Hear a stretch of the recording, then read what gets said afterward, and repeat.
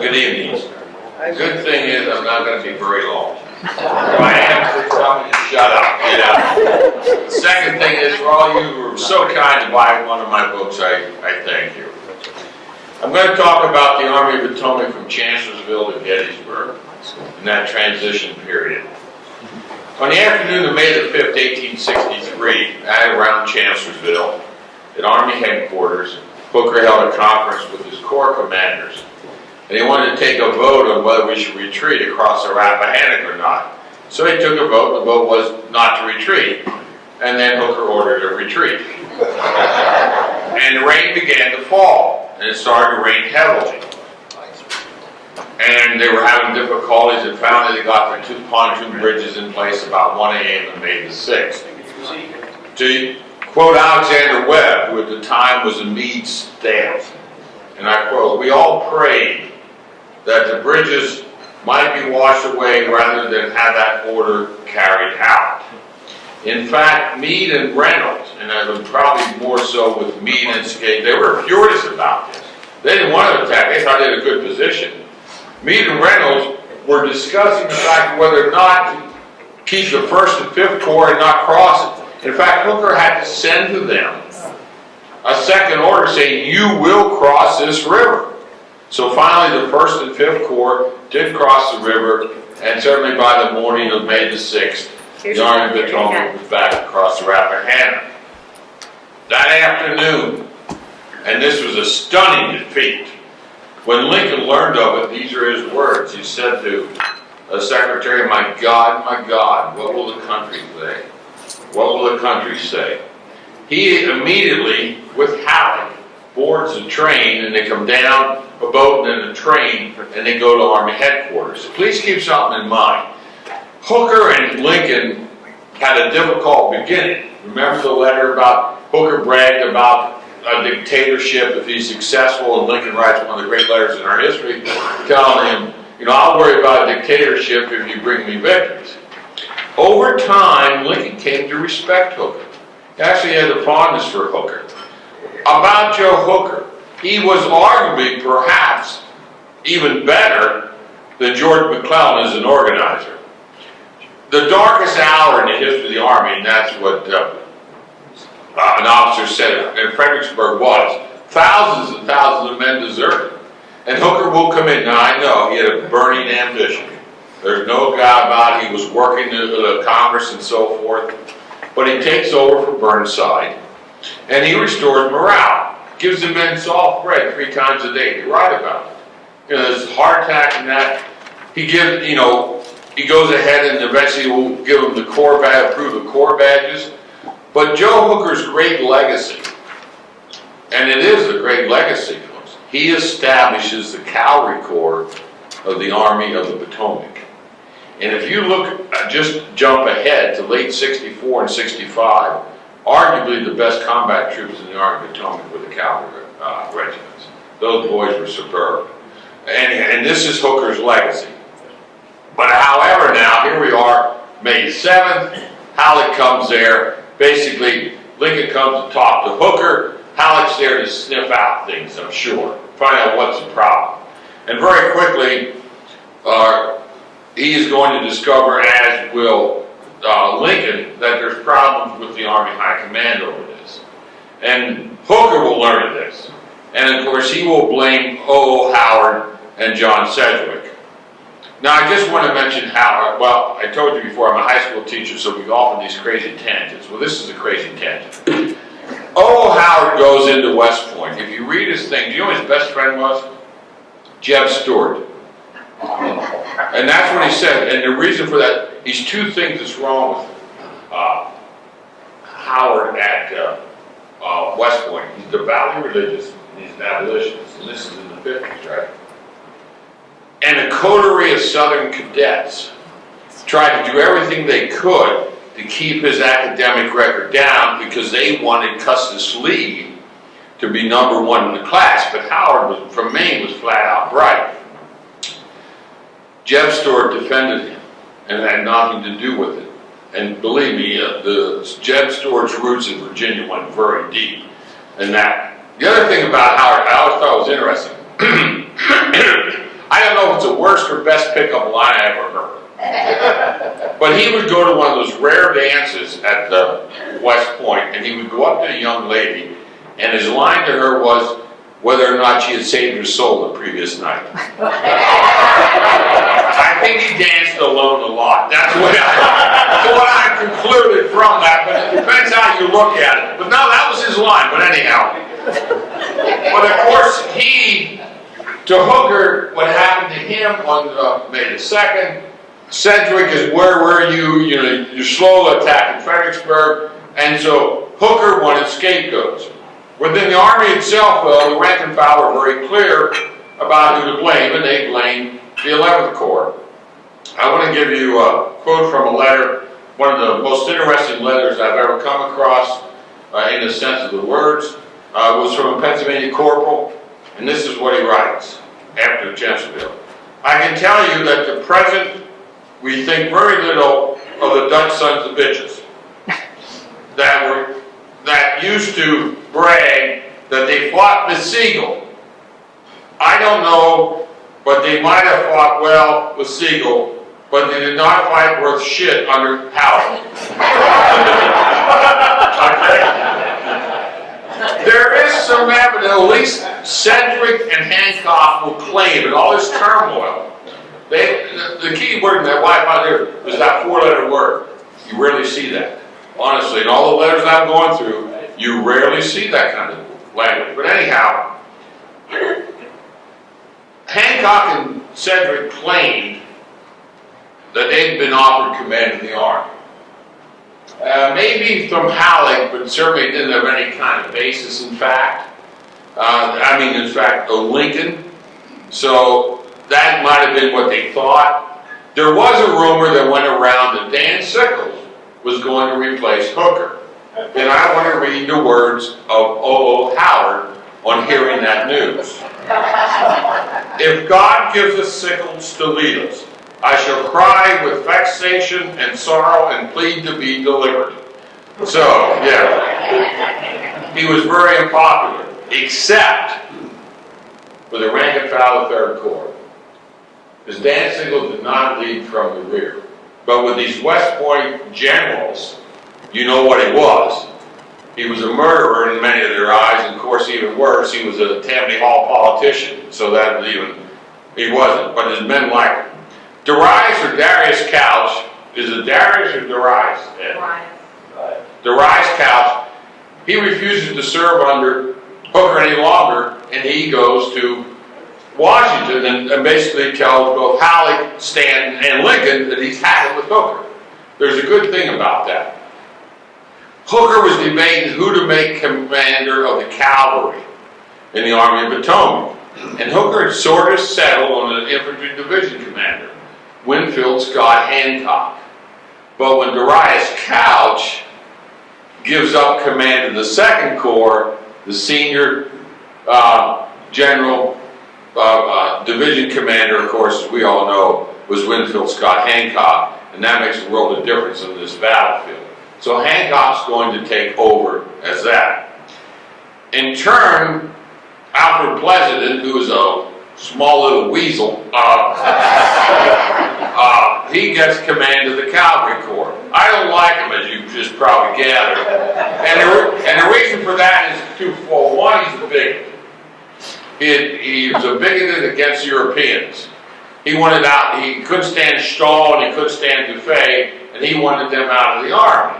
Well, that isn't going to happen right away. The other thing is, he lies a lot. His intelligence is terrible. But nevertheless, he's not very big, that's why I call him, but he has made him, because he can't resist the newspaper. Man, he wants, he's very ambitious that way. Ambition, there's nothing wrong with that. But the problem is what you do with it in that. So the Army's left here in this turmoil. And about June the 1st or somewhere, John Reynolds, now folks, the problem with this story is a problem with the source. The source we only really have is a staff officer, okay, through that. The John Reynolds went to Washington, was called to Washington, and was offered command of the Army of the Potomac. First of all, John Reynolds was extremely well liked, not only by his men, but by his fellow officers. He was a very decent man. He and Meade were extremely close. The story goes, as you probably heard, Reynolds said, "I will take command of the Army if I don't have interference from Washington." With those words, he sealed any chance of being commander of the Army of the Potomac. Bruce Catton was dead right when he entitled his book, Mr. Lincoln's Army. This is Lincoln's Army. It's the most politicized army in our history, but it is an army, though, that their main job was to protect Washington. A fact, folks, that Lincoln would never compromise on. You know the situation in this, when McClellan was on the peninsula, and McDowell was at Fredericksburg, and these numbers that McClellan used, and Lincoln looked them over and they said, "Oh, no, there's some fuzzy." He could not, because if the Confederates on one day, arguably, marched down Pennsylvania Avenue, the Union cause was probably defeated. Because it's all politics, it's that political view and that. And they could do that. So Lincoln always had to protect it. And he had great control. He almost tethered, in a sense, the Army of the Potomac to Washington. With a long tether, of course, but he would never compromise on that. So this was his army. And by the way, though, by 63, he was starting to read the soldiers' letters and that. He started to become Father Abraham. I tell you, if you read their letters, there's always two comments about Lincoln. One, he didn't think he was very good looking.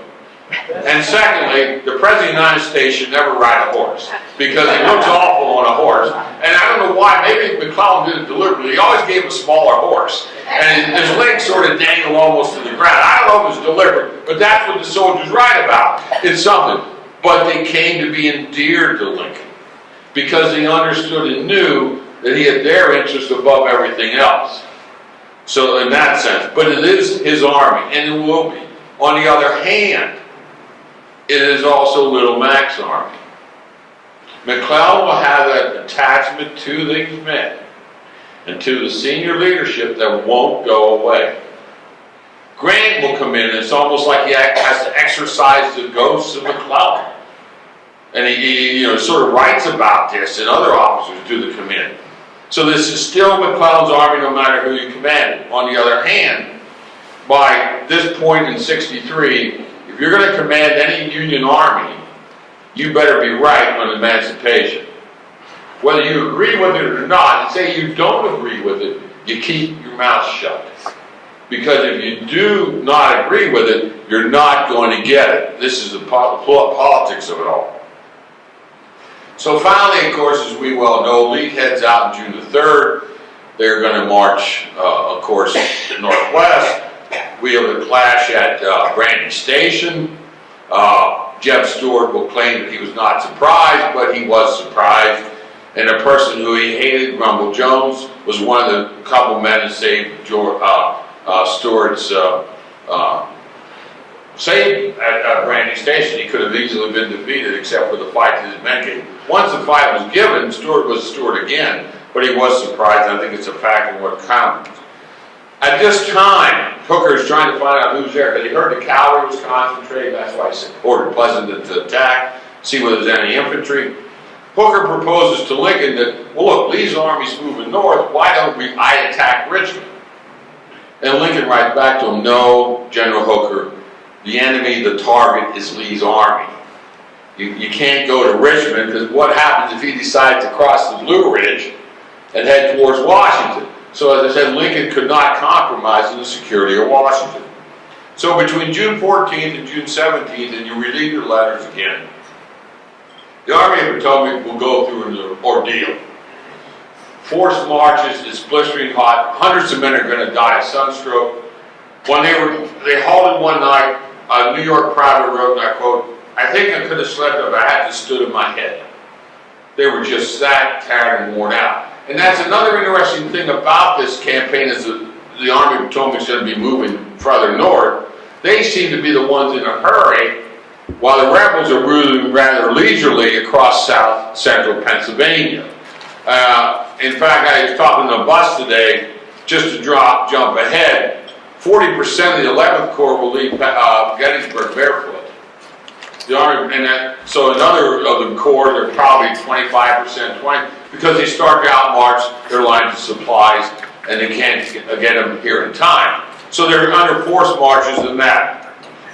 We know the cavalry clashes.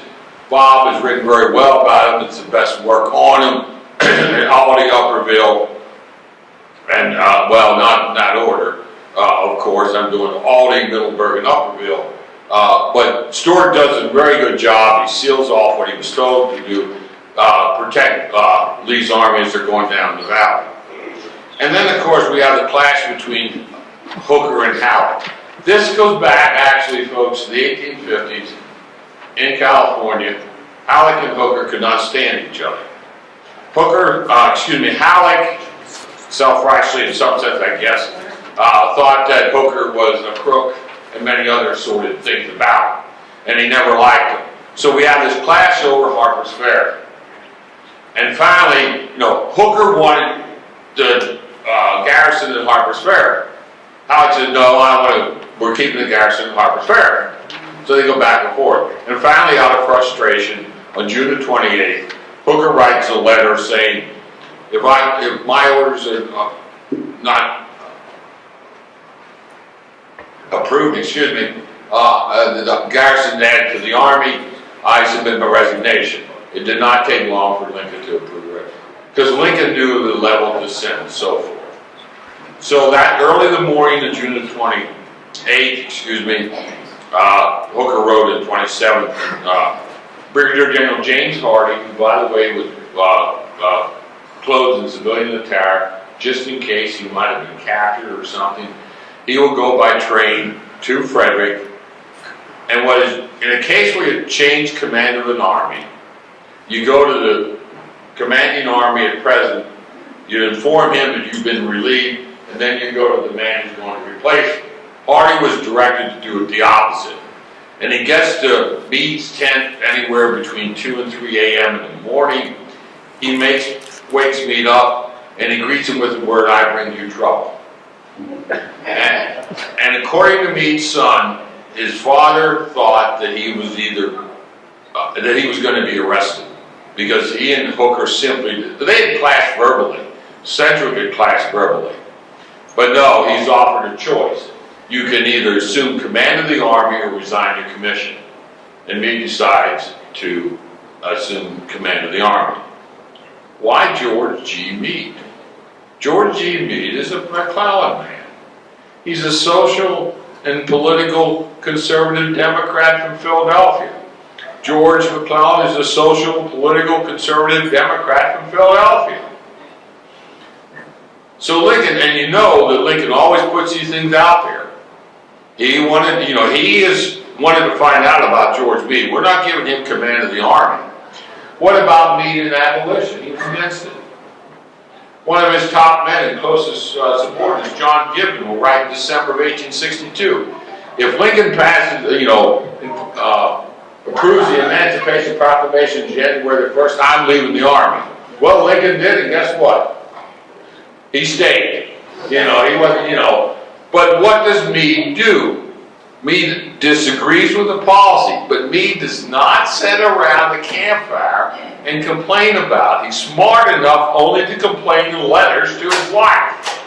And of course, Lincoln doesn't know that. But the other thing that's very critical in this, in all of the discussions Halleck had, and probably Stanton, and they would get back to Lincoln on it, the senior leadership, the corps commanders of the Army of Potomac, said to Halleck and Stanton, if it's not Hooker, we'll take Meade.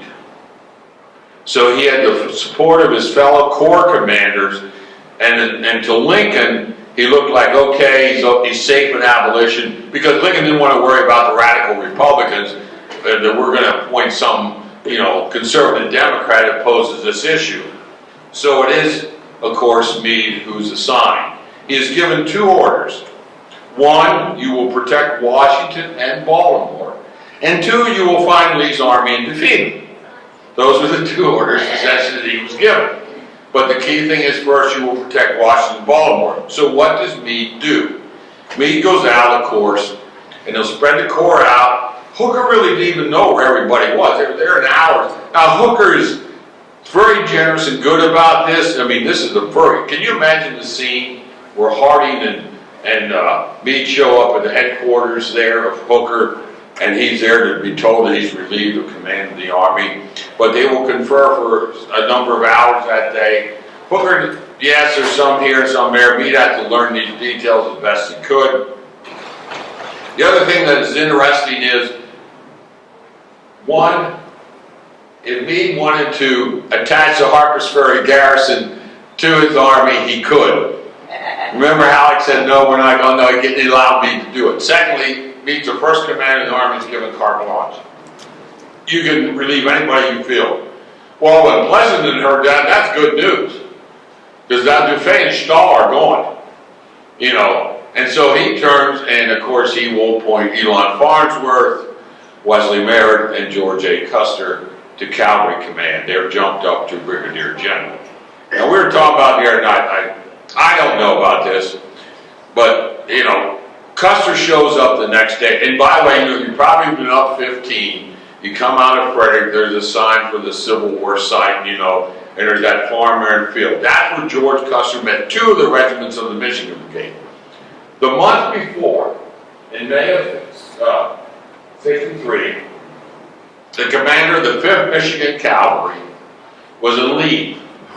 George Custer goes to the camp of the 5th Michigan Cavalry to try to get a petition signed to have him named commander of the 5th Michigan Cavalry while the commander's on leave. They basically ran him out of camp. So when he takes, given a brigadier's general, what I'm saying is he shows up in a black velveteen uniform. Like some counts said, there was this tailor working feverishly in Frederick that night to give. I don't believe that. I think it was already made. I mean, he'd go great, you know. As somebody said, what, a circus rider going mad. And they couldn't believe it, though. When can you think of that? When here this man shows up, we just ran out of camp a month ago, because Pleasant said, who do you want? He said, I want the Michigan Brigade. And so he's given the Michigan Brigade. Anyway, so that's the major changes that occur. So they move them northward towards Pennsylvania. I want to read some quotes from you to get a sense of this army, because I think it's very important. Alpheus Williams, on June the 29th, will write home, we run a fearful risk, because upon this small army, everything depends. If we are badly defeated, the capital is gone, and all our principal cities, and our national honor. Lieutenant Frank Haskell, you're familiar with Lieutenant Frank Haskell, wrote at this time, I quote, but the Army of the Potomac was no band of schoolgirls. They were not the men likely to be crushed or utterly discouraged by any mere circumstances in which they might find themselves placed. The Army of the Potomac would do as it was told, always. After Chancellorsville, a staff officer would write, and I quote, the Army was something of an English bulldog. You could whip them time and again, but the next fight you go into, they are in good spirits and as full of pluck as ever. They are used to being whipped and no longer minded. Someday or other, we shall have our turn. If you read their letters and diaries as they're coming into Pennsylvania, particularly, of course, Pennsylvania, this is their home and this is their state. But they understood what was at stake here. They really did.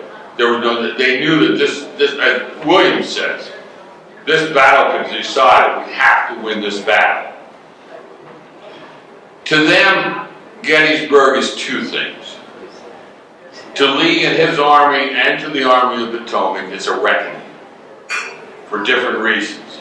The other thing for the Army of the Potomac, it holds the opportunity for redemption, for all the past, for all the defeat, for all the Fredericksburgs and the Chancellorsville and the 7 days, and they're coming here to do that, and they write about that.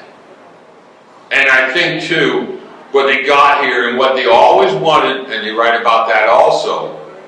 All they ever wanted was a fair fight on a fair field.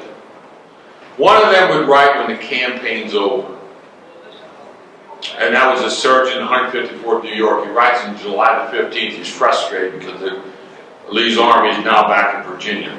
But he ends his letter with these words. This army, meaning the Army of Potomac, this army is an anomaly. It is an army of lions commanded by jackasses. Of course, at Gettysburg, there were less of them. But the most important thing I'll leave you with in the sense of this interview, saw this thing they're writing about. What Robert E. Lee could not know, and I think it matters here, what he could not know, he did not defeat the Army of Potomac at Chancellorsville. He only defeated its commander. And when the Army of Potomac came in this field, they want the fair fight on a fair field. And George Meade and all these other ones, they are going to give them that opportunity to do it, and they do it. Thank you.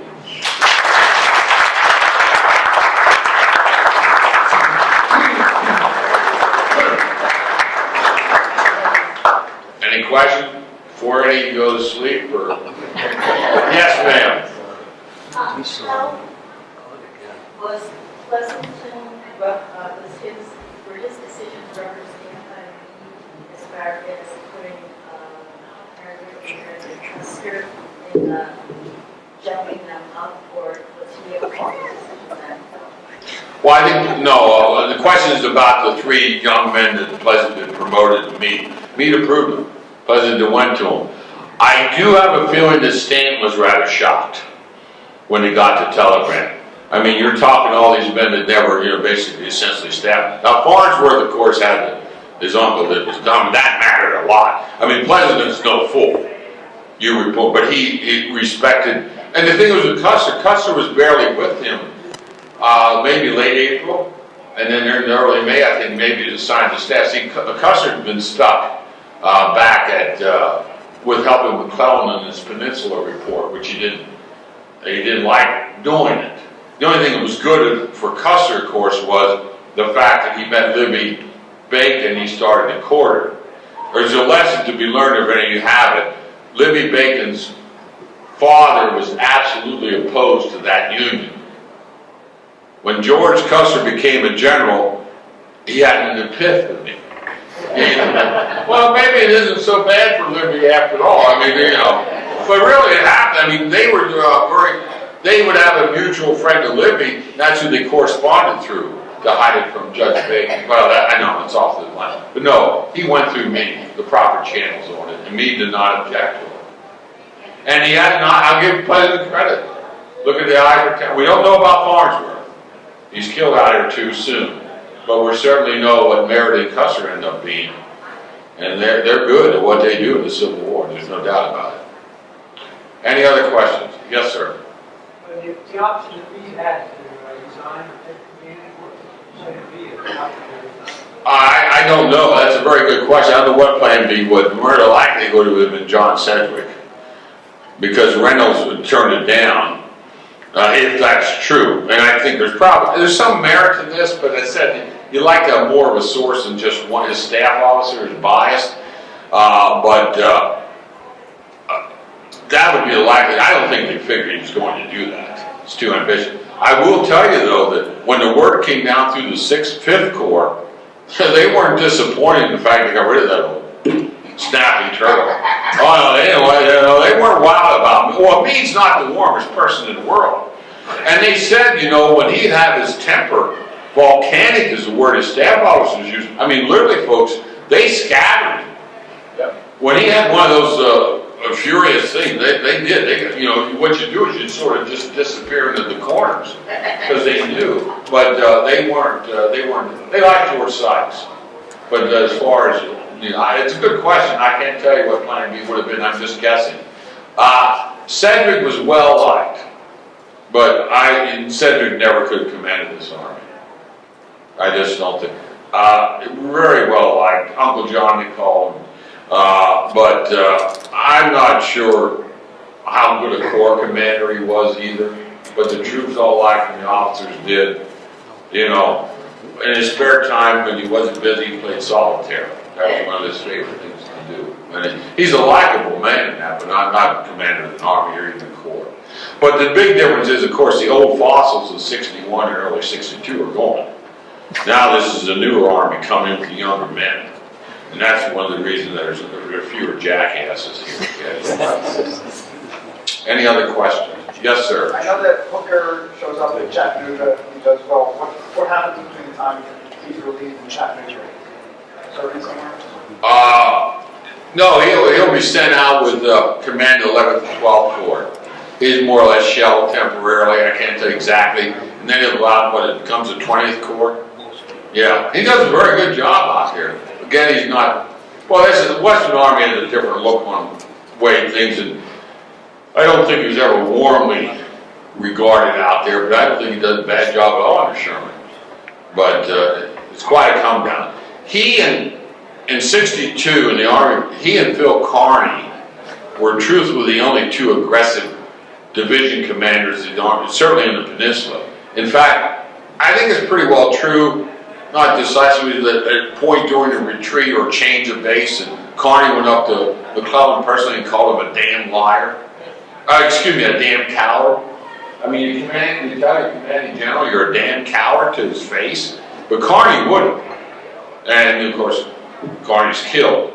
I don't know whether he would have ended up with a possibility of command of the Army, but he was a fighter in an Army where, you know, as I said, it's up to Grant. And it takes Grant a long time to exercise that mentality, you know, but he eventually will. But it's deep grained.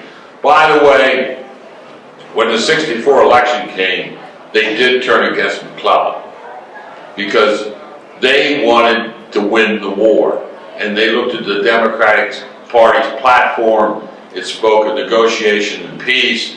They couldn't believe that McClellan would do this. In that sense, of course, that isn't what McClellan was, but nevertheless, he's running as a party. And the vote in the Army of Potomac was overwhelmingly for Lincoln in 64. So, but he still had that hold on him. He always will be Little Mac to them. Yeah. Any other questions? Well, thanks.